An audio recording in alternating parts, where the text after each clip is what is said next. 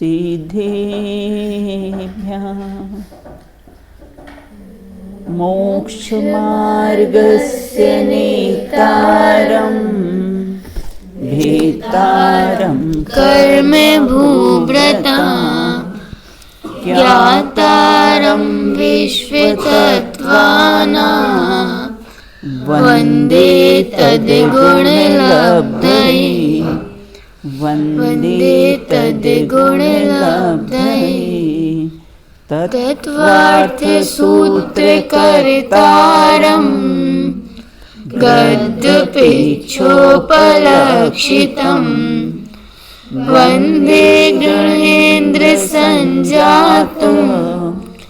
उमास्वामी मुनीश्वरम् उमास्वामी मुनीश्वरम्। अपनी चर्चा यहाँ पर तत्वार्थ सूत्र ग्रंथ के जो तीसरा अध्याय है उस पर अपन ने चर्चा प्रारंभ की थी। पूर्व में हमने चर्चा की थी जो हमारा सूत्र नंबर था, सूत्र नंबर 20 पर, अध्याय तीसरा और सूत्र नंबर 20 पर अपन ने पूर्व में चर्चा की थी कि नदियाँ कितनी होती है, इस भरत आदि क्षेत्रों में नदियाँ कितनी होती हैं और कौन कौन सी नदियाँ कितनी होती है और कौन कौन सी। हाँ, माइक किसके पास है? हाँ, रक्षिता बताइए। नदियाँ 7 होती हैं। गंगा, हाँ सॉरी, नदियाँ 14 होती हैं। हाँ। गंगा, सिंधु, रोहित रोहितास्या, हरित हरिकांता, सीता सीतोदा, नारी नरकांता, सुवर्णकुला, रूपकुला, रक्ता रक्तोदा।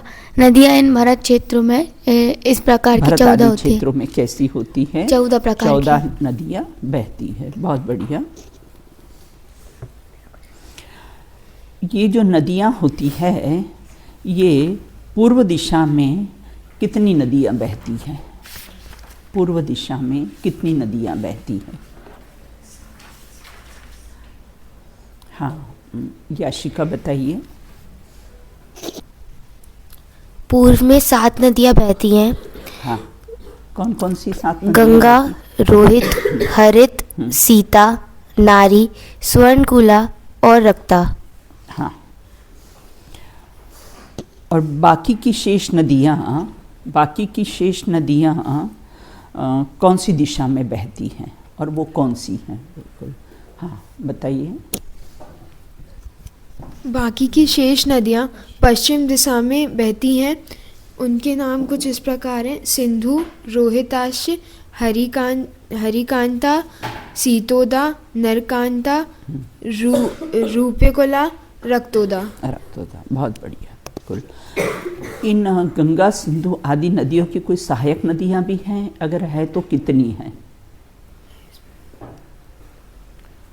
हाँ, चलो अवनी बताइए।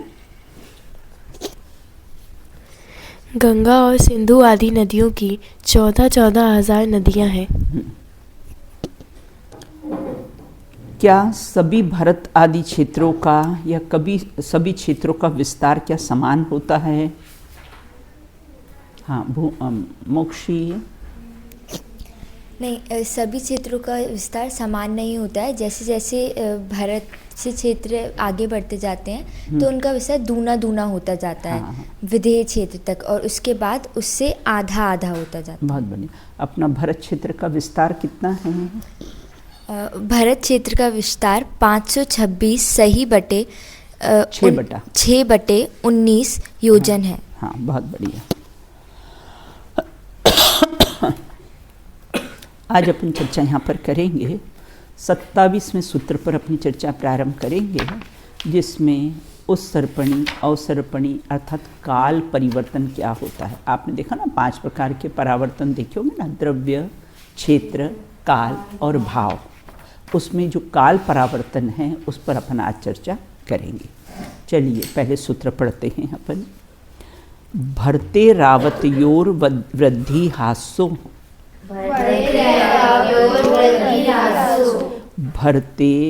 भरते भरते रावत योर वृद्धि हास्यो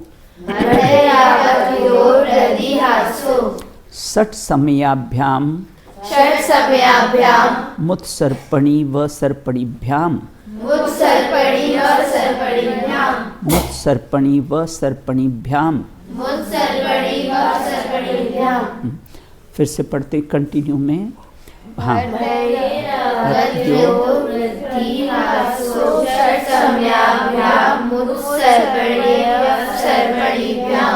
फिर से पढ़िए एक बार।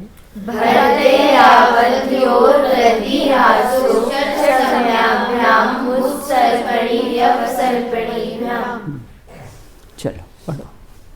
हाँ सौम्या। मेरे पास भरते रावत्योर वृद्धि हासो। भरते है ना बेटा, त में दो मात्राएं हैं बेटा।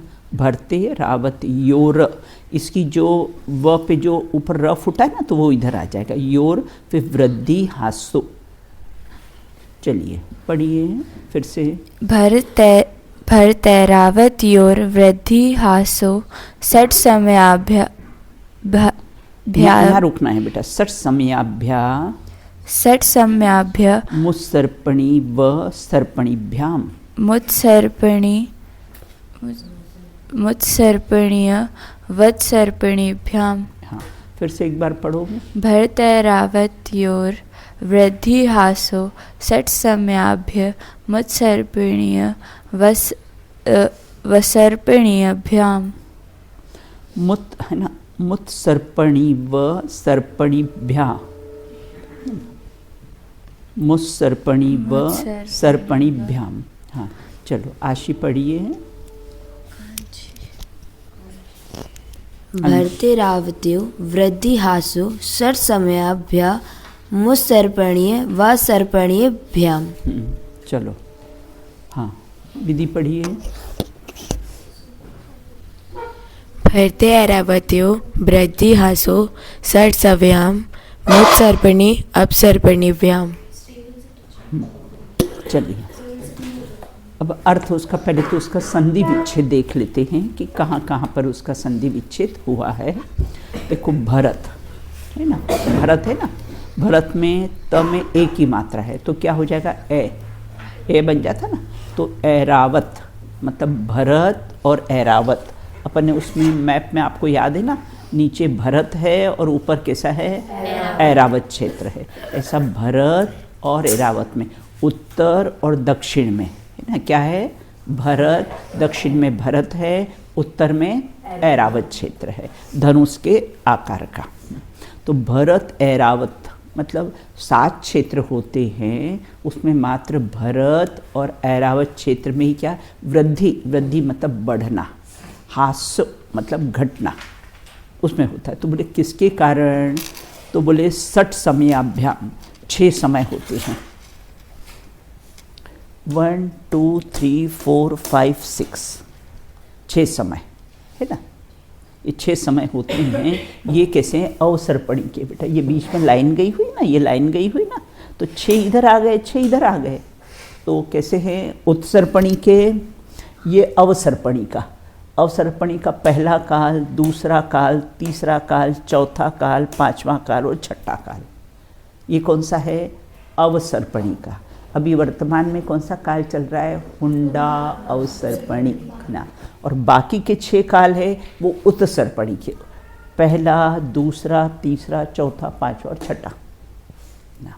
ये इस प्रकार से कैसे 6 काल कैसे हैं, इनका परिवर्तन होता है। तो यहाँ ये कहते हैं कि भरत और ऐरावत, मात्र भरत क्षेत्र और ऐरावत क्षेत्र में ये काल परिवर्तन होता है। और इसमें वृद्धि अब अपन पढ़ेंगे किस चीज़ में वृद्धि होती है और किस चीज़ में घटना होता है, हास होता है। बोले ज्ञान में, अनुभव में, शरीर की ऊंचाई है ना, पहले कैसे होती 3-3 कोस की ऊंचाई होती है और घटते घटते घटते घटते अब कैसे है 7 साढ़े 7 हाथ भी बहुत होता है ना। तो कम हाइट वाले भी लोग रह गए, जैसे अपने आरक्षा है ना, तो ऐसे कम हाइट वाले भी कैसे हैं, तो घटते घटते इस प्रकार से कम हाइट वाले भी रह जाते। शरीर की ऊंचाई का तो ज्ञान का, शरीर की ऊंचाई का, अनुभव का, इन सब का हास मतलब कैसा है, क्रम से क्रम होना है ना, पहले दूसरे तीसरे काल में अधिक और उससे क्रम से कैसा है, कम होते जाना, और फिर कैसे क्रम से बढ़ते जाना है ना, फिर क्रम से कैसा है, बढ़ते जाना। अब यहाँ ये कहते हैं कि भरत ऐरावत्यो, ये समझ में आ गया शब्द, भरत ऐरावत्यो वृद्धि हास्यो, समझ में आ गया ना इतनी बात। तो 60 मतलब 6 ना, 60 देखें आपने, ये देख लिए कि 6 काल कैसे हैं अवसर्पणी के और 6 काल कैसे हैं उत्सर्पणी के। ये कैसे 60 समयाभ्याम उत्सर्पणी व अवसर्पणीभ्याम, समय की अपेक्षा से ये कैसे होते हैं, उत्सर्पणी मतलब बढ़ना और अवसर्पणी, बस ये काल चक्र बेटा चलता रहता है। ये मैप को हमने ज़मीन में लगा दिया। अब अपन विचार करें कि इससे क्या होगा। बस ये हम लोग हैं ना, उत्सर्पणी से अवसर्पणी, अवसर्पणी से उत्सर्पणी, इस प्रकार काल परिवर्तन के कारण हम कैसे हैं, ये हम पूरे इसमें घूमते रहते हैं। बिल्कुल ऐसा कोई भी समय नहीं है जिसमें हमने जन्म मरण नहीं किया हो। ये उत्सर्पणी और अवसर्पणी काल का ऐसा कोई भी समय नहीं है जिसमें हमने अनंत बार जन्म मरण नहीं किया होगा। और हम बर्थडे तो श्रेया बड़ी ठाठ से मनाते हैं। यहाँ कहते प्रति समय तुम्हारा जन्मदिन है, प्रति समय तुम्हारा मरण दिन है। ऐसा कोई समय कैसा है बाकी नहीं है। ये सब जो अपन प्रकरण पढ़ते हैं ना, तो प्रकरण पढ़ने से क्या अपने वैराग्य की वृद्धि होती है। तो वैराग्य की वृद्धि के लिए कि कोई भी ऐसा समय नहीं है जिसमें हमने अनंत बार जन्म मरण नहीं किया होगा। ऐसा कोई भी समय हमारा बाकी नहीं है। देखो रामदेव बाबा है ना, वो बोलते हैं कि तुम अपना जन्मदिन मनाते हो। तुम्हें मालूम है तुम्हारा जन्मदिन किस दिन आता है? तो माँ के गर्भ में किस दिन आए थे तुम्हें मालूम है? माँ को भी नहीं मालूम कि किस दिन गर्भ में आए थे। वो तो बाद में टेस्ट होता है तो मालूम पड़ता है कि गर्भवती स्त्री है, नहीं तो उसके पहले कैसा है मालूम ही नहीं पड़ता है। तो और क्या पहले तो कैसे ड्रॉप जैसा आता है, गर्भ जब होता है ना बिल्कुल ड्रॉप बूंद, जैसे ब्लड की बूंद होती है ना, जैसे बूंद के समान फिर धीरे धीरे उसका कैसा है विकास होता जाता है। तो बोले जन्मदिन मनाने चले, मालूम तो है ही नहीं कि किस दिन गर्भ में आए हो। तो इस प्रकार से यहाँ ये कहते हैं षड समयाभ्याम, मतलब 6 समयों में मुत्सर्पणी का बेटा क्या हो जाएगा, ये उत्सर्पणी हो जाएगा। इसका संधि विच्छेद करेंगे ना तो षड समयाभ्याम, ये म इधर चला जाएगा और म में जो ऊ की मात्रा है वह कैसी उत्सर्पणी व अव है ना, व ऐसा बोला तो अ का उच्चारण हुआ ना पीछे, तो वो क्या हो जाएगा अवसर्पणीभ्याम।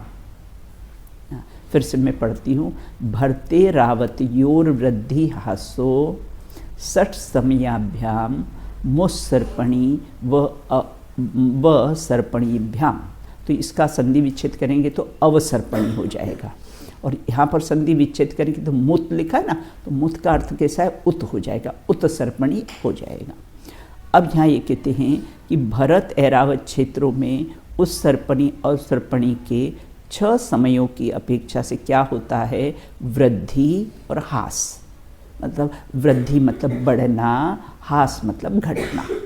ऐसा घटना और बढ़ना कैसा है होता है, ये काल परावर्तन का अपने को सब जीव ऐसा बेटा काल परावर्तन करते रहते, उत्सर्पणी से अवसर्पणी, अवसर्पणी से उत्सर्पणी में करते हैं। और मात्र ये काल परावर्तन कहाँ होता है, भरत और ऐरावत क्षेत्र 2 ही क्षेत्रों में कैसा है काल परावर्तन होता है।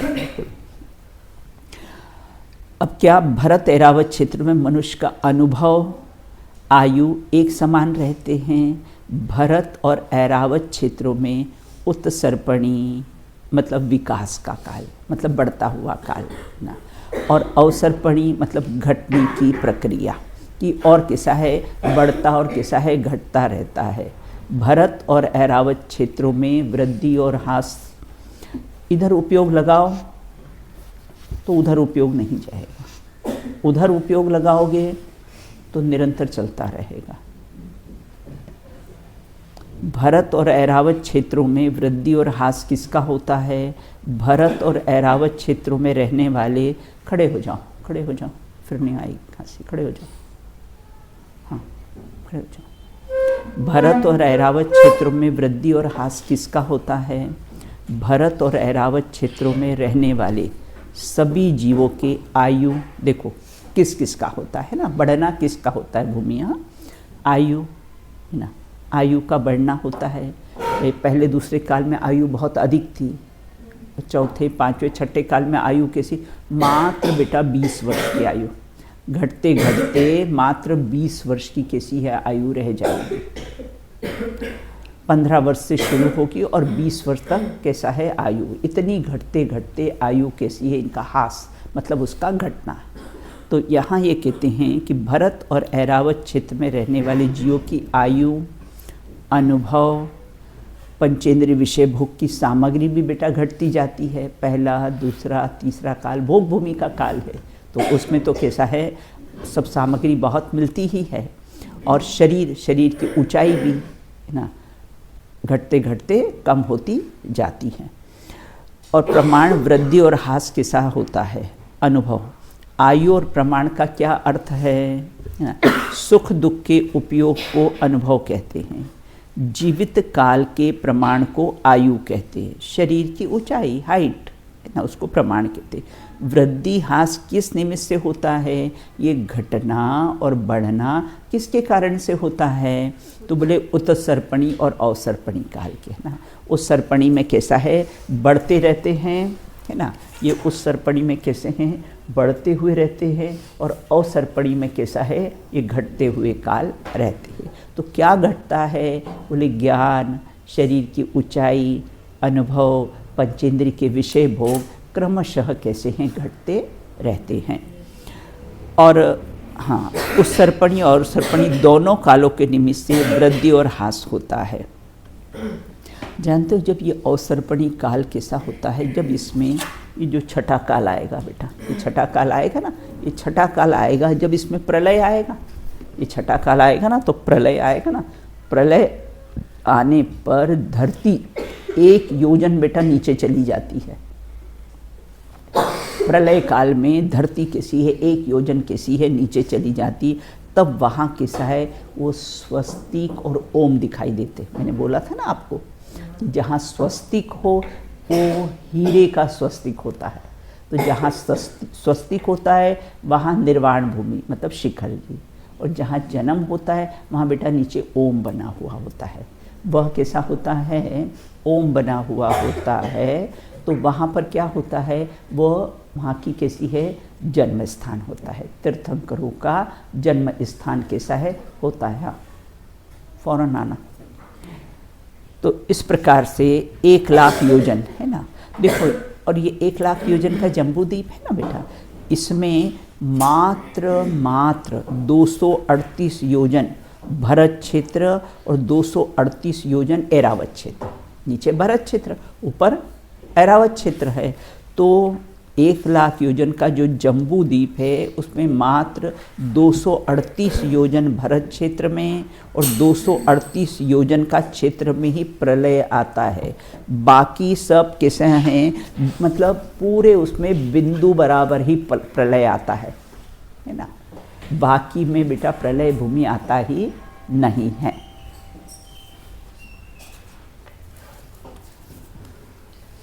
जिसमें अनुभव आयु की वृद्धि हो वह उत्सर्पणी काल। अब अपन उत्सर्पणी काल किसको कहते हैं? मतलब बढ़ता हुआ काल। तो जिसमें आयु, अनुभव, आयु आदि की वृद्धि हो वह कैसा है? उत्सर्पणी काल है। और तथा जिसमें उसका ह्रास है ना, उसका घटना हो वह क्या समझना? हाँ, क्रमशः पहले दूसरे तीसरे से घटता हुआ हो वह अवसर्पणी समझना चाहिए। अब कहते हैं कि उत्सर्पणी काल के कितने भेद होते हैं और कौन कौन से भेद होते हैं? उत्सर्पणी और अवसर्पणी दोनों मिलाकर किसे 10 कोड़ा कोड़ी सागर बेटा, है ना।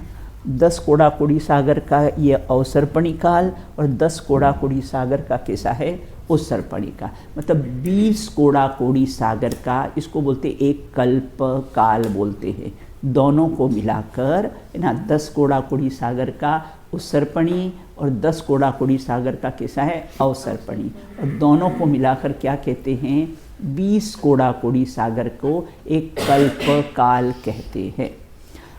अब अवसर्पणी काल के कितने भेद होते हैं और कौन कौन से होते हैं? अवसर्पणी काल के कैसे हैं 6 भेद होते हैं। सुषमा, ना, कहीं जगह सुषमा है, कहीं जगह कैसा है सुखमा भी बोलते हैं इसको, सुषमा बोलो या सुखमा बोलो, है ना। तो 6 काल इसके कैसे हैं होते हैं। तो 6 काल कौन कौन से ना, ये कौन से हैं? देखो पहला ये कैसा है सुषमा, सुषमा, ये सुषमा मतलब सुखमा, सुखमा सुखमा और सुखमा। और कैसे होते हैं देखो ये 6 काल।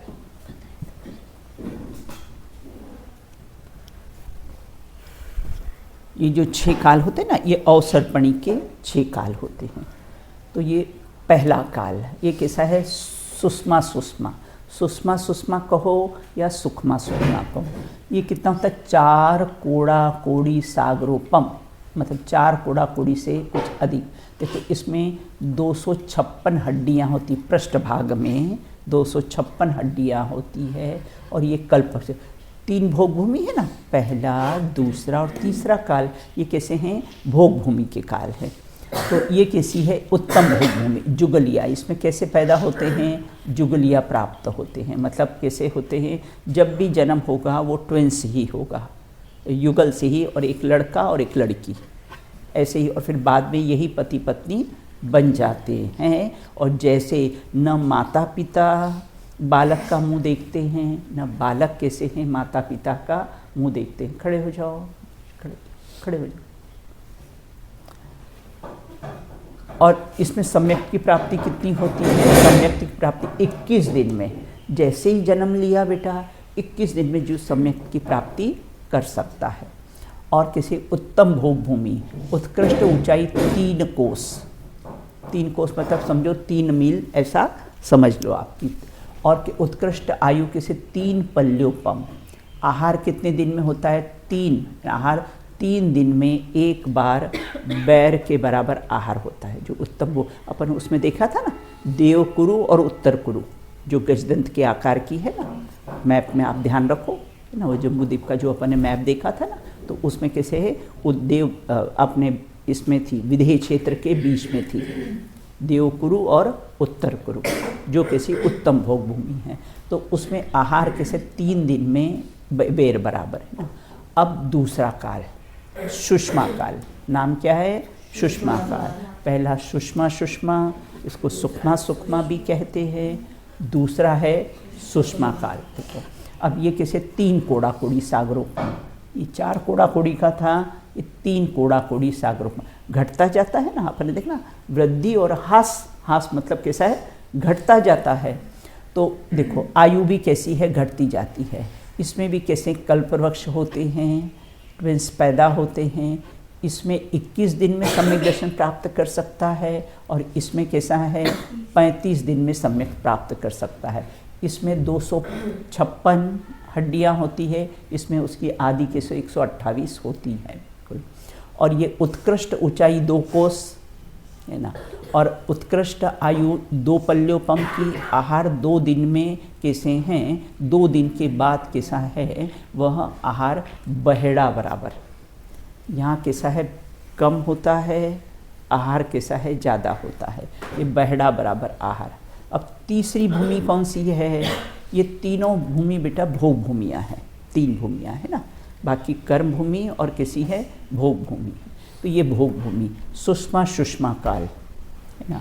तो ये सुषमा सुषमा काल कैसे 2 कोड़ा कोड़ी सागर का होता है। ये कितना होता है 2 कोड़ा कोड़ी सागर का।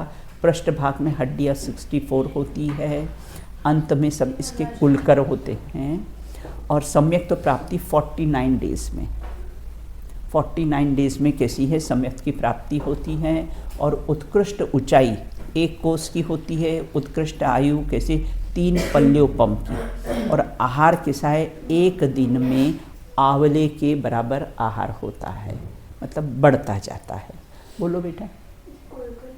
हाँ, कुलकर 14 बेटा कुलकर होते हैं। जब कैसा होता है, जब ये सब कल्पवृक्ष समाप्त हो जाएंगे, पहला, दूसरा और तीसरा, 3 में तो कैसे भोग भूमि है, उसमें सारी सामग्री कैसी होती है, इनको कैसी है, सब कल्पवृक्ष से मिलती है।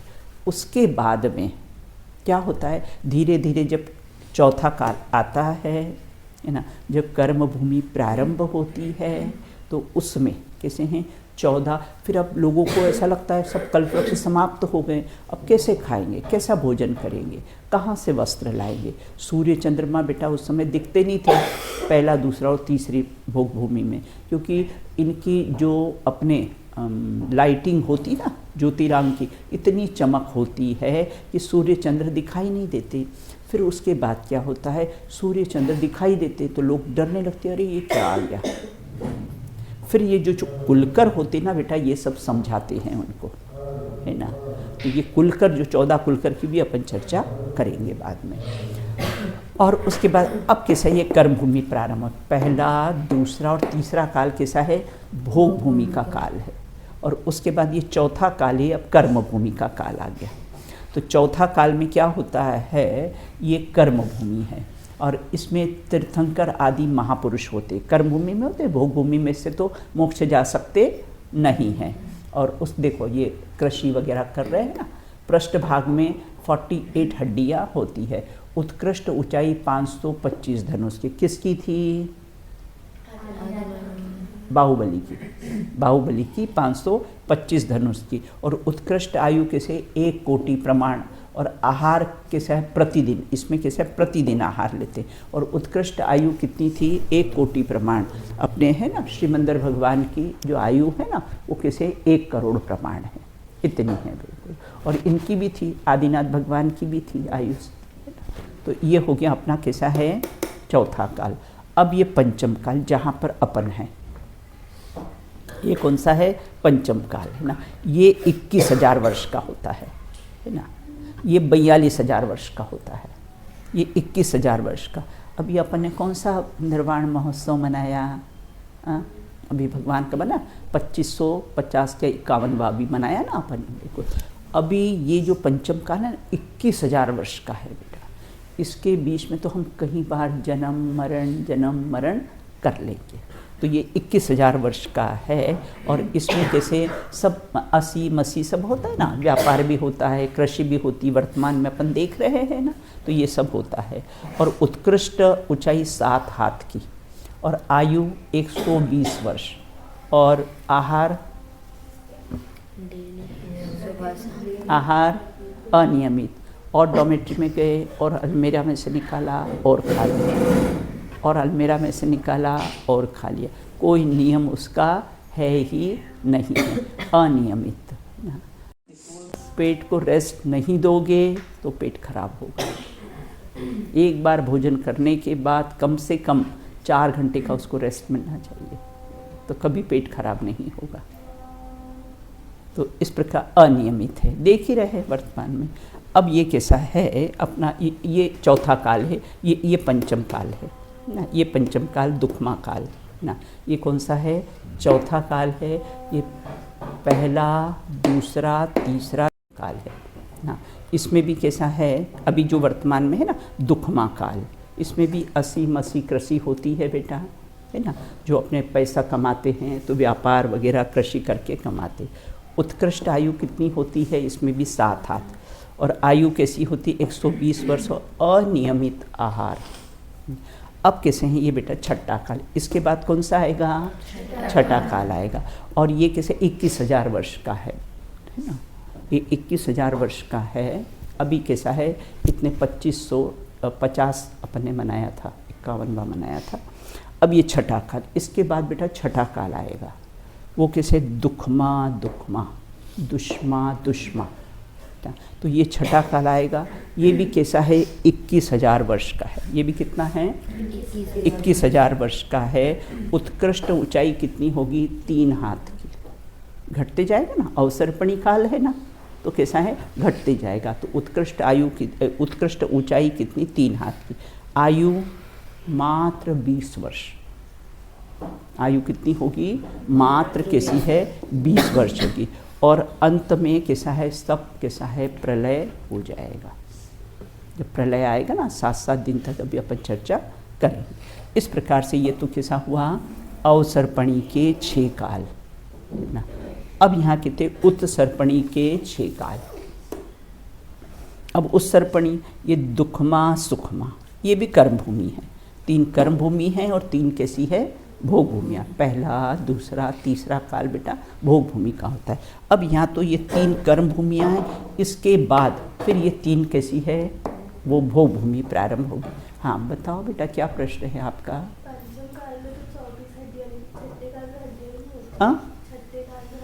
हाँ, उसमें हड्डियाँ तो बेटा होती होगी, लेकिन इतनी कम 20 वर्ष की आयु है ना, इसलिए उसकी काउंटिंग नहीं लिखी है आगम में। मात्र कैसी यहाँ तक ही लिखी है। बोलो बेटा। हाँ हाँ हाँ, इसके बाद में, स्टार्टिंग में नहीं है, स्टार्टिंग में नहीं है, क्योंकि है कितना, 2 कड़ाकड़ी वर्ष का है ना। तीसरा काल कैसा है, 2 कड़ाकड़ी वर्ष का है ना, तो स्टार्टिंग में बेटा नहीं होगी। लेकिन जैसे ही उसका आगे आगे बढ़ता जाएगा ना, तो उसमें कैसा है, ये तो अभी हुंडा अवसर्पणी काल है ना, तो ये तीसरे काल के कैसे अंत में ही अपने आदिनाथ भगवान मोक्ष चले गए थे। ये हुंडा अवसर्पणी काल के कारण बहुत सारे जो दोष है ना, उसकी भी अपन चर्चा करेंगे आगे ना। अब देखते हैं, अब कैसे ये उत्सर्पणी के अपने कैसे हैं 6 काल है। ये उत्सर्पणी के 6 काल आ गए। तो देखो ये पहला, देखो इसमें लिखा ना, उत्सर्पणी के 10 कोड़ा-कोड़ी और अवसर्पणी का 10 कोड़ा-कोड़ी। काल चक्र ये कैसा है, एक कल्प काल, 20 कोड़ा-कोड़ी सागर का एक कल्प काल होता है। अब ये सुखमा दुखमा है ना, ये भी 21,000 वर्ष का है। ऊंचाई 3 हाथ की, आयु 20 वर्ष। और जीव क्या करेंगे, इसमें भी जीव मांसाहारी रहेंगे। वर्तमान में भी है मांसाहारी भी जीव है ना, ये गल्फ कंट्री और इनमें सब कैसे अपने ही लोग सब हो गए हैं मांसाहारी, मांस का भक्षण करने लग गए हैं। अब कहते हैं वह फिर इसमें भी है ना, ये कैसा है, ये उत्सर्पणी का बेटा पहला काल, ये उत्सर्पणी का पहला काल। और ये उत्कृष्ट ऊंचाई 7 हाथ, आयु 120 वर्ष, आहार अनियमित। ये भी कैसा है, 21,000 वर्ष का, ये दुष्मा काल। हाँ बोलो, किसी को कोई प्रश्न है? हाँ, आगे कहते हैं कि इस प्रकार से तीसरा काल है ना, तीसरा काल। अब ये कैसा है, तीसरा काल, ये भी कर्म भूमि का काल है ना। उत्सर्पणी का पहला, दूसरा और तीसरा काल कर्म भूमि का, अवसर्पणी का चौथा, 5वां और 6ठा काल कर्म भूमि का। अब यहाँ पर देखो, यहाँ से कैसे तीर्थंकर होंगे ना। ये सुषमा दुष्मा काल है। उत्कृष्ट ऊंचाई 525 धनुष, उत्कृष्ट आयु 1 कोटि पूर्व की, आहार प्रतिदिन। ये कैसी है, कर्म भूमि। देखो यहाँ पर भी सब कर्म कर रहे हैं। तीर्थंकर आदि यहाँ से ही मोक्ष जाते हैं। अब जो अपने श्रेणिक महाराज हैं जो अभी नरक में हैं, तो पद्म नाम की जो तीर्थंकर बनेंगे ना, आगामी 24 में जो श्रेणिक राजा प्रथम तीर्थंकर होंगे, वो यहाँ से बेटा तीर्थंकर होंगे ना।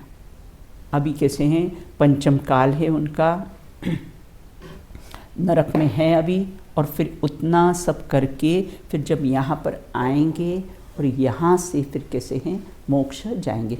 उस सर्पणी के काल में ही, हमेशा बेटा चौथे काल में ही, मतलब देखो ये तो तीसरे काल, अपने अवसर्पणी के चौथे काल से मोक्ष जाते हैं और उत्सर्पणी के तीसरे काल से मोक्ष जाते हैं। बोलो बेटा, कोई प्रश्न? तो ये सुषमा काल।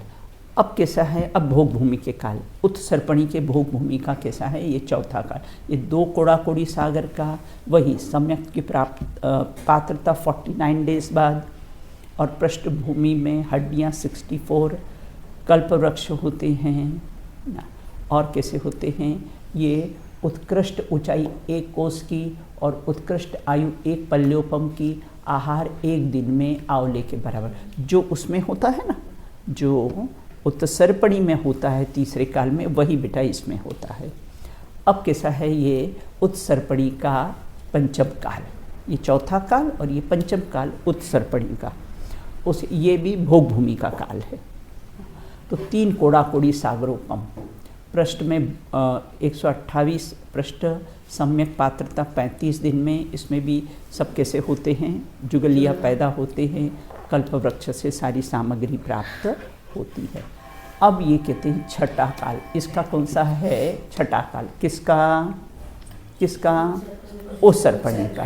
किसका छठा काल आया बेटा? उत्सर्पणी का कैसा है? छठा काल आया है ना। ये वही इसके समान होता है जो अवसर्पणी का पहला काल होता है ना, उसी के समान कैसा है? ये होता है।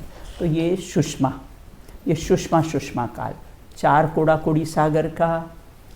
इसमें भी कैसे होते? ट्विंस पैदा होते हैं, सम्यक की प्राप्ति 21 दिन में प्राप्त हो जाती है, सब कल्पवृक्ष होते हैं। और उत्तम भोग भूमि, यहाँ पर उत्तम भोग भूमि रहती है।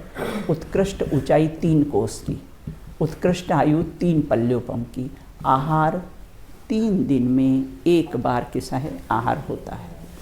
इस प्रकार से कैसा है ये? उत्सर्पणी और अवसर्पणी का, इसको बोलते काल चक्र ना। ऐसा कोई समय नहीं है कि हमने अनंत बार कैसा है जन्म मरण नहीं किया हो। समझ में आया आपको ये चार्ट है ना? अब अपन पढ़ेंगे तो आपको अच्छी तरह से कैसा है ख्याल में आएगा। जाओ उसको बुला के लाओ उसको। वॉमिटिंग कोई बीमारी नहीं होती है, वॉमिटिंग तो जो पेट का विकार है ना निकल जाता है, ये तो इलाज है बीमारी का। वॉमिटिंग बीमारी का इलाज है। वो पेट एडजस्ट नहीं करता ना तो सब बाहर निकाल देता है। बिल्कुल बुला के लाओ उसको। चलिए, तो इतना सब समझ में आ गया आपको? हाँ, क्यों? मैंने तुमको बोला था ना, तुम जाओ। चलिए, अब अपन इसको कैसा है पढ़ते हैं।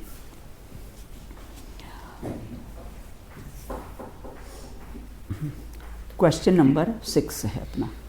अवसर्पणी काल के कितने भेद होते हैं और कौन कौन से? अब आपको कैसा है समझ में आ जाएगा। तो अवसर्पणी काल के 6 भेद अपन ने देखे थे, है ना। सुषमा मैप में आप देखते जाएंगे। सुषमा सुषमा चौथा काल। 5वां काल दुष्मा और 5वां काल दुष्मा मतलब दुखमा और 6ठा काल दुखमा।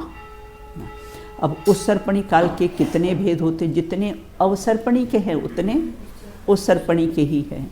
तो दुखमा सुखमा, सुषमा दुखमा, सुखमा और सुषमा, इस प्रकार के कैसे हैं। अवसर्पणी की भी कैसे हैं 6 भेद होते हैं। ये अभी अपन ने देखे ना, 6 भेद होते हैं। उत्सर्पणी और अवसर्पणी काल कितने वर्षों का होता है? उत्सर्पणी और अवसर्पणी दोनों काल 10 कोड़ा कोड़ी कैसे हैं सागर के समान होता है। क्या हुआ? तो उत्सर्पणी और अवसर्पणी का काल कितने वर्षों का होता है? ये अपन ने देखा था ना। 10 कोड़ा कोड़ी सागर का आर्या क्या होता है? उत्सर्पणी। और 10 कोड़ा कोड़ी सागर का क्या होता है? श्रेया अवसर्पणी। कुल टोटल कितना हुआ? 20 कोड़ा कोड़ी सागर का कैसा है एक कल्पकाल होता है। और देखो प्रत्येक कल्पकाल में मतलब पूरा ये उत्सर्पणी और अवसर्पणी हो ना, प्रत्येक कल्पकाल में 2 चौबीसी हो जाती है। कैसी 2 चौबीसी होती है बेटा? है ना, एक तो उत्सर्पणी में 24 हो जाती है और एक अवसर्पणी में। अवसर्पणी में चौथे काल में होती है और उत्सर्पणी में तीसरे काल में होती है। तो ये पूरे 20 कोड़ा कोड़ी के कल्पकाल में 2 चौबीसियाँ हो जाती है। अब कल्पकाल किसे कहते हैं? एक उत्सर देखो, अगर आपको क्वेश्चन आए कि कल्पकाल किसे कहते हैं तो एक उत्सर्पणी और एक अवसर्पणी काल को मिलाकर कैसा होता है, एक कल्पकाल होता है, पूरा राउंड है ना, उसको मिलाकर कैसा होता है, एक कल्पकाल होता है। अब देखो उत्सर्पणी अवसर्पणी काल का समय कितना कितना होता है। सबसे पहले सुषमा काल है ना, देखा था ना अपन ने ना, सुषमा वो भोग भूमि का होता है, इसमें देखा था ना अपन, ये भोग भूमि का काल होता है। और ये 4 कोड़ा कोड़ी, आप में अर्ध सागर लिखा है क्या? अर्ध सागर नहीं लिखना है ना, 4 कोड़ा कोड़ी सागर का है ना, ये 4 कोड़ा कोड़ी सागर का होता है। फिर सुषमा काल दूसरा, फिर ये मध्यम भोग भूमि, सुषमा वो उत्तम भोग भूमि, देवकुरु और उत्तर कुरु। और उसके बाद सुषमा काल मध्यम भोग भूमि, और दुष्मा काल कैसे जगन्य भोग भूमि होती है। और ये 2 कोड़ा कोड़ी सागर है, दुष्मा सुषमा ये कर्म भूमि होती, 1 कोड़ा कोड़ी सागर। अपन मैप में देखा था ना, इसलिए पहले आपको कैसा है मैप समझा दिया है। और फिर दुष्मा काल है ना, ये कर्म भूमि का, ये 21,000 वर्ष का है ना, जैसे अपन ने ये देखा था ना, पंचम काल है, ये पंचम काल है 21,000 वर्ष का, और ये छठा काल है कैसा है, 21,000 वर्ष का होता है। इस प्रकार के से ये 6 काल है, 6 उत्सर्पणी के और 6 अवसर्पणी के होते। कुलकरों की उत्पत्ति कौन से काल में होती है ना, कुलकर मतलब जिसने अच्छे कुल में जन्म लिया हो, वो कैसे अंतिम कुलकर नाभि राय थे बेटा, 14 कुलकर होते ना, तो अंतिम कुलकर नाभि राय थे, किसके, आदिनाथ भगवान के पिताश्री नाभि राय ना, वो कैसे अंतिम कुलकर थे। अब कहते हैं तृतीय काल के कुलकरों की उत्पत्ति कौन से काल में होती है, तृतीय काल के पल्य का 8वां भाग शेष भाग रहने पर कुलकरों की उत्पत्ति होती। जब तृतीय काल हो ना, तीसरा काल है ना, कौन सा, पहला दूसरा और तीसरे काल के अंत में है ना, ये तीसरा काल है ना, ये तीसरे काल के अंत में, क्योंकि अब सब कल्प वृक्ष बेटा समाप्त होने वाले होते हैं ना, तो उनको समझाने के लिए कैसे है ये कुलकरों की उत्पत्ति होती है कि अब कैसे है, अब ये कल्प वृक्ष नहीं है, अब आपको तो सब मसी कृषि सब करना पड़ेगा, आपको खुद भोजन बनाना पड़ेगा, अब कल्प वृक्ष से आपको सीधे नहीं मिलेंगे। तो उनको समझाने के लिए इनके से तीसरे काल के एंड में कुलकरों की उत्पत्ति होती है। 63 सलाका के पुरुष की उत्पत्ति कब होती है, 63 सलाह के पुरुषों की उत्पत्ति चौथे काल में होती है। 63 सलाह के पुरुष कौन कौन से होते हैं, 63 सलाह के पुरुष कौन कौन से होते हैं, तीसरे काल में है ना, चौथे काल में, मतलब सुखमा दुखमा का जो चौथा काल होता है ना, उसमें इनकी उत्पत्ति होती है 63 सलाका के पुरुष। अब वो कौन कौन से होते 63 सलाका के पुरुष, एक तो 24 तीर्थंकर, 9 नारायण, 9 प्रतिनारायण, 9 बलभद्र, 12 चक्रवर्ती, इनको टोटल कुल मिलाकर कैसे हैं, इनको 63 सलाका के पुरुष कहते हैं ना।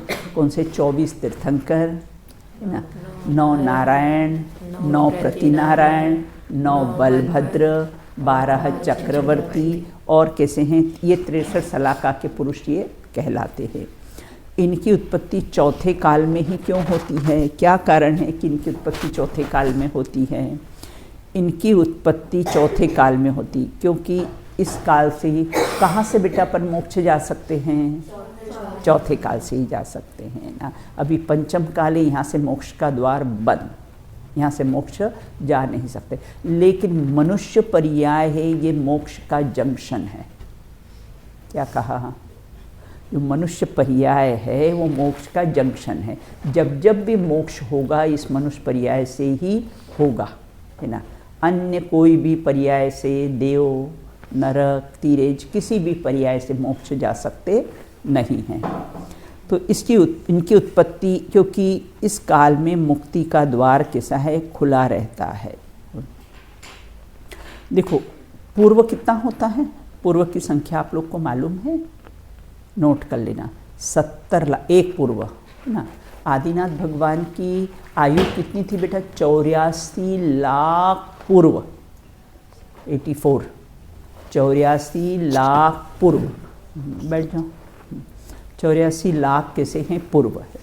तो अब एक पूर्व कितना होता है, उसका माप प्रमाण कितना होता है, 70,56,000 करोड़ वर्ष का एक पूर्व होता है। 70,56,000 करोड़ वर्ष का कैसा होता है, एक कैसा है पूर्व होता है। ऐसे आदिनाथ भगवान की आयुष कितनी थी बेटा, 84। समझो कितनी आयु होगी। हाँ?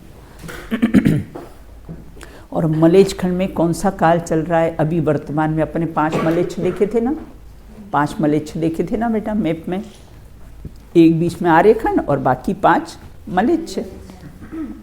तो मलेच्छ खंड में कौन सा काल चल रहा है ना, 50 मलेच्छ खंड होते हैं, उसमें अवसर्पणी के चौथे काल आदि से लेकर अंत में धर्म की हानि की व्यवस्था है ना। वहाँ अंत में कैसा है, धर्म रहेगा ही नहीं।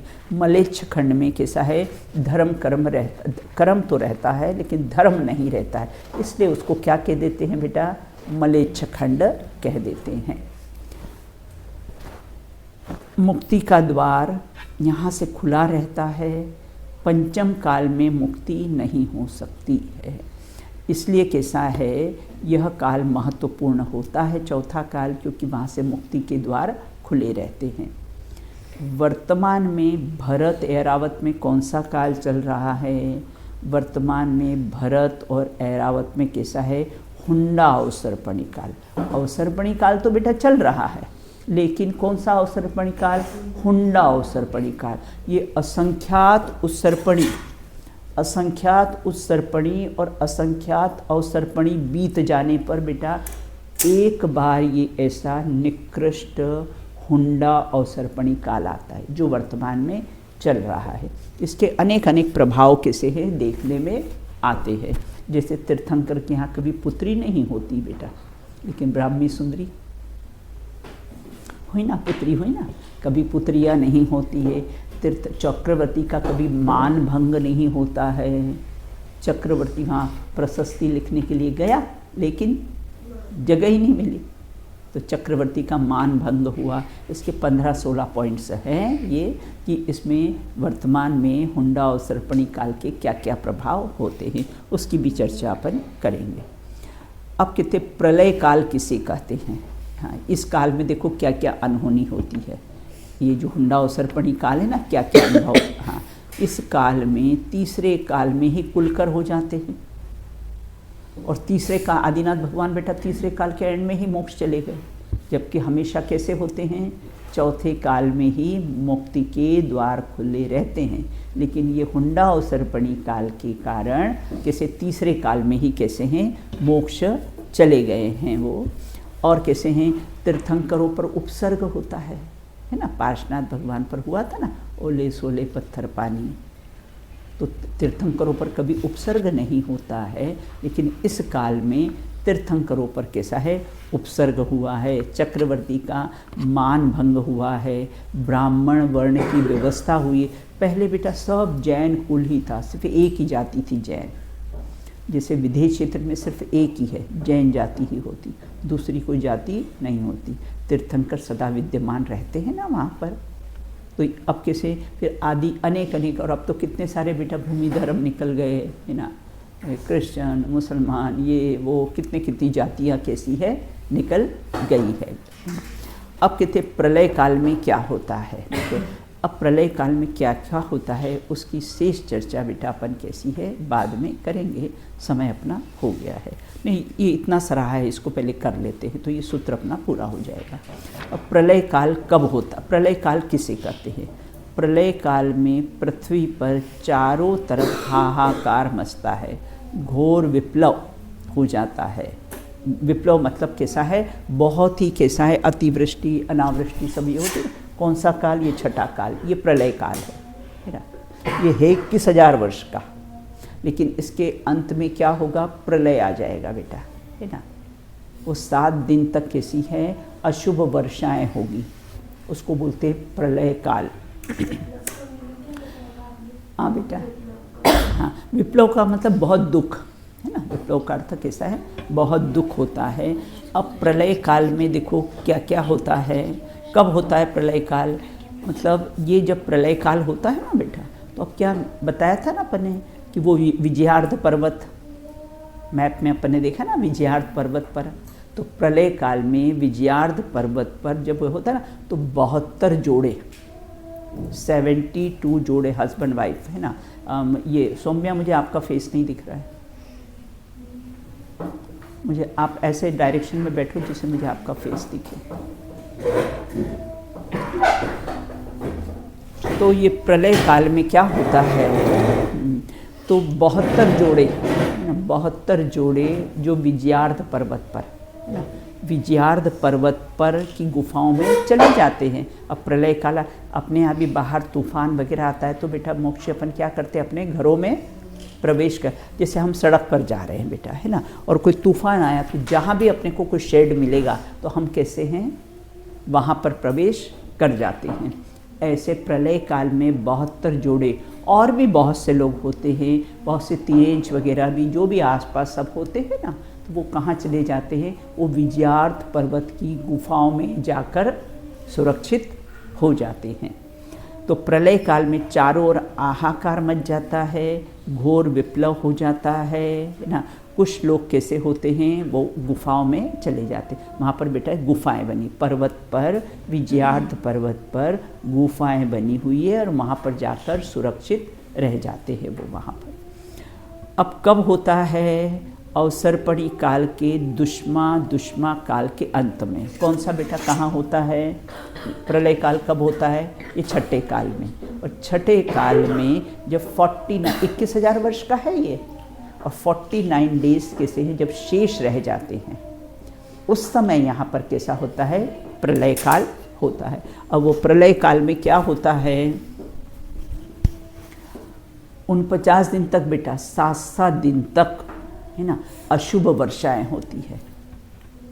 तो अशुभ वर्षाएं कौन कौन सी, देखो बर्फ की, स्नोफॉल होता है ना, उस समय तो लोग घर के बाहर निकलते नहीं है ना, तो बर्फ की वर्षाएं होती हैं। उसके बाद छार मतलब नमक की वर्षा होने से पृथ्वी सब गल जाती है बेटा है ना। उसके बाद विष जल, मतलब जल ऐसा होता है बिल्कुल विष के समान, विष के समान जल की कैसी है वर्षा होती। फिर धूम्र मतलब धुआं, बिल्कुल सब दूर धुआं बिल्कुल ऐसे धुएं की कैसी है वर्षाएं होती है। उसके बाद धूल, अपने हवा आंधी चलती है ना बेटा, तो कैसा होता है, हवा आंधी सब दूर धूल, ऐसे ऊपर से कैसी है, धूल की वर्षा होती है। और उसके बाद फिर वज्र मतलब पत्थर। आपने अब तो आजकल नहीं देखा, आपने देखा होगा ना, ये ओले होते, ओले देखिए, ओले कभी गिरते हुए, हमने इतने बड़े बड़े ओले गिरते हुए देखे। अब आजकल तो कोई दिखते नहीं मुझे है ना, इतनी बरसात होती नहीं है, तो बड़े बड़े ओले होते हैं बिल्कुल, और बिल्कुल पत्थर के समान, लग जाए सिर में तो सिर में चोट आ जाए वो। तो ऐसे पत्थर की कैसी है वर्षा होती है। फिर अग्नि की जैसे अपने यहाँ बहुत तेज गर्मी होती ना, अपने यहाँ बहुत तेज गर्मी 49-50 इतना टेम्परेचर पहुँच जाता ना, यहाँ की बिल्कुल जैसे आग बरस रही हो। ऐसे 7 दिन तक, एक दिन तक नहीं बेटा भूमि, 7 दिन तक ऐसी वर्षाएं होती हैं, मतलब भीषण गर्मी। अग्नि ऐसे 7 दिन तक, मतलब अग्नि 7 दिन तक गिरेगी, बर्फ 7 दिन, ऐसे 49 डेज, 7 × 7 कितना हुआ, 49। तो 49 डेज तक इस प्रकार की कैसी है वर्षाएं होती है। एक तो बाल आगे आ जाते हैं, उसमें दिखता नहीं है, हाँ ऐसे डायरेक्शन में बैठो, इधर किसको,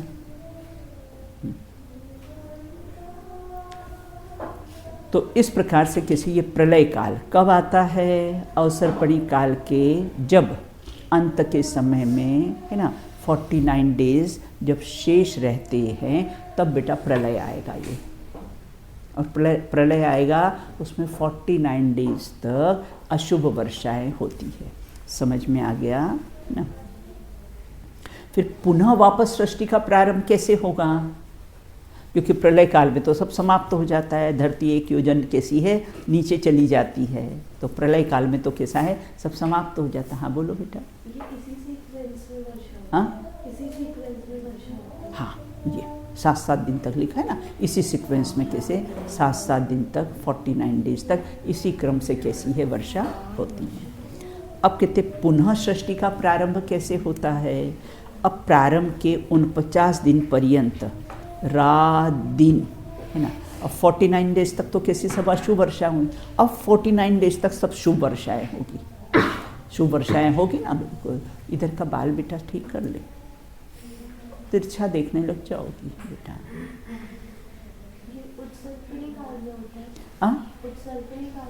ये अपना अवसर्पणी, ये अवसर्पणी का हुआ ना बेटा। यहाँ पर 49 डेज तक अशुभ वर्षाएं होती है ना। फिर उसके बाद में यहाँ पर ना 49 डेज तक कैसी होती हैं शुभ वर्षाएं होती है। अब वो शुभ वर्षाएं कौन कौन सी होती हैं उसकी चर्चा करते हैं। फिर प्रारंभ के, अब पुनः सृष्टि का प्रारंभ कैसे होता है। अपने आप बेटा ये पर्युषण पर्व प्रारंभ होते हैं ना, तो इसमें होते हैं पंचमी के दिन से है ना। ये जो छठा काल है ना इसका उत्सर्पणी का, वहाँ से कैसे हैं ये पर्युषण पर्व कैसे होते हैं प्रारंभ होते हैं। तो प्रारंभ के 49 दिन पर्यंत रात दिन क्षीर, क्षीर मतलब कैसा होता है दूध है ना, क्षीर समुद्र का दूध होता है।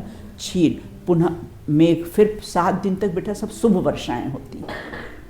49 डेज तक कैसी होती है सब अशुभ वर्षाएं होगी, और फिर 49 डेज में कैसी होगी सब शुभ वर्षाएं होगी। अब 49 दिन पर्यंत रात दिन क्षीर मेघ, अर्थात पुनः उतने ही दिन तक अमृत मेघ बरसते हैं। उन मेघों में वर्ण आदि गुण उत्पन्न होते हैं जिससे पुनः सृष्टि की रचना होती है। देखो किस किस की रचना होती है, घी की, सुगंधित जल की, रस की, फल की, क्षीर मतलब दूध की, अमृत की, औषधि की, ये 7 शुभ वर्षाएं होती बेटा। 49 डेज तक 7 कैसी है शुभ वर्षाएं कैसी है होती है। 49 डेज तक बेटा अशुभ वर्षाएं होगी, फिर 49 डेज तक कैसा होगा शुभ वर्षाएं होगी। फिर यह पुनः सृष्टि की रचना हो जाएगी। बोल बेटा शुभ वर्षाएं देखो घी की ना, सुगंधित जल, रस मीठे रस की होती है, और कैसी होती है फल की, दूध की, अमृत की, औषधि की। ये 7 वर्षाएं बेटा शुभ वर्षाएं होती। देखो जो बच्चियां नोट करती है ना तो कैसा है, एक तो प्रमाद भी नहीं आएगा, और अपने में नोट क्यों नहीं कर रही हो, नोट क्यों नहीं कर रही हो। हर बालिकाओं को नोट करना, अपनी नोटबुक लेकर आना है और नोट करना है। देखो सब आगे की बच्चियां के देखो सब नोट कर रही है बिल्कुल। हाँ बोल बेटा। हाँ स्वर्ण नहीं है बेटा, स्वर्ण नहीं। अब भोग भूमि में पशु की आयु और भोजन क्या है। सभी पशु विशिष्ट तृण खाते हैं है ना। भोग भूमि में क्या खाते होंगे पशु बेटा। हाँ अपने यहाँ के पशु क्या खाते हैं, घास इत्यादि खाते हैं ना। तो बोले भोग भूमि के पशु क्या खाते होंगे, विशिष्ट तृण। विशिष्ट तृण मतलब उसकी जो घास होती है ना बहुत मीठी और बहुत स्वादिष्ट घास होती है, तो वो घास का कैसा है सेवन करते हैं। मनुष्य के समान ही आयु वाले होते हैं ना, जैसे वहाँ मनुष्य की आयु होती ना 3 पल्ले की, 2 पल्ले की, फिर 1 पल्ले की, ऐसे मनुष्य के समान ही उनकी आयु होती पशुओं की। वहाँ सिंह का बच्चा और गाय का बच्चा दोनों फ्रेंड रहते हैं, वो कैसे हैं एक साथ खेलते हैं। अगर वो एक साथ खेल सकते हैं तो हम यहाँ पर एक साथ प्रेम से रह सकते हैं या नहीं रह सकते हैं। वो एकदम विपरीत, एक क्रूर और एक शांत, गाय का बछड़ा शांत और सिंह के साथ क्रूर, वो दोनों एक साथ खेल सकते हैं, रह सकते हैं। तो हम रह सकते हैं कि नहीं रह सकते, यहाँ पर प्यार से रह सकते, स्नेह से रह सकते कि नहीं, उनसे अपने को कैसी है शिक्षा मिलती है। हाँ विधि, मैंने क्या कहा मैंने? हम भी अच्छे से रह सकते हैं, हमें भी उनसे शिक्षा मिल सकती है। उपयोग इधर उधर नहीं लगा। तो इस प्रकार से अब भोग भूमि में कैसे विशिष्ट प्रकार की तृण मतलब घास खाते हैं। भोग भूमि में जीवों का स्वभाव कैसा होता है? भोग भूमि में जीवों का स्वभाव बहुत मृदुभाषी, हमेशा हित मित प्रिय वचन बोलने वाले होते हैं और सर्वगुणों से कैसे हैं? संपन्न होते हैं। भोग भूमि में कौन से जीव नहीं जाते हैं?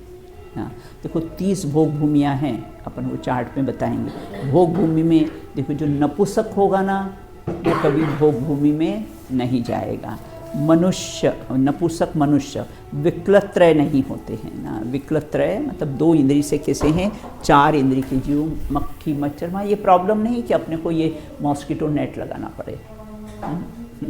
वहाँ क्या हो गए?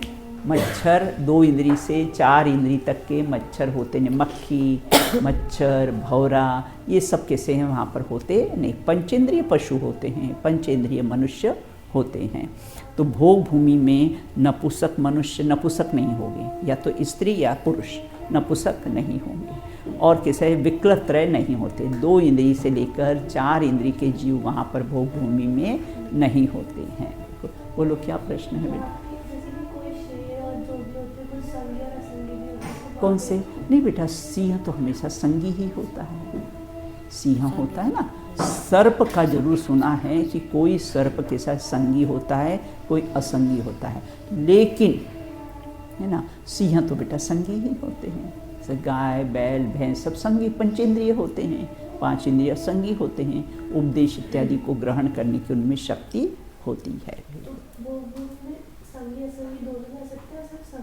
नहीं, इसमें संगी ही जाते हैं बेटा, असंगी क्योंकि 2 इंद्री से 4 इंद्री तक तो नियम से सब असंगी होते हैं ना बेटा। पंचेंद्री में संगी और असंगी के भेद पड़ते हैं, है ना। 2 इंद्री से 4 इंद्री के जीव तो नियम से सब असंगी ही होते हैं। और ये संगी असंगी के भेद मात्र तीरेंश में होते हैं।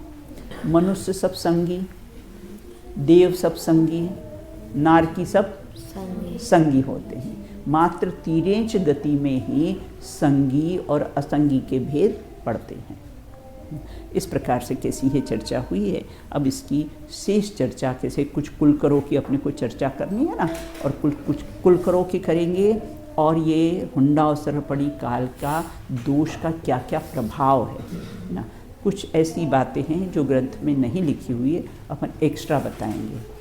नेक्स्ट शाम की क्लास में सबके पास नोटबुक होनी चाहिए, है ना। सब लोग अपनी नोटबुक लेकर आना और सबको कैसा है नोट करना है। चलिए सूत्र बोल लीजिए।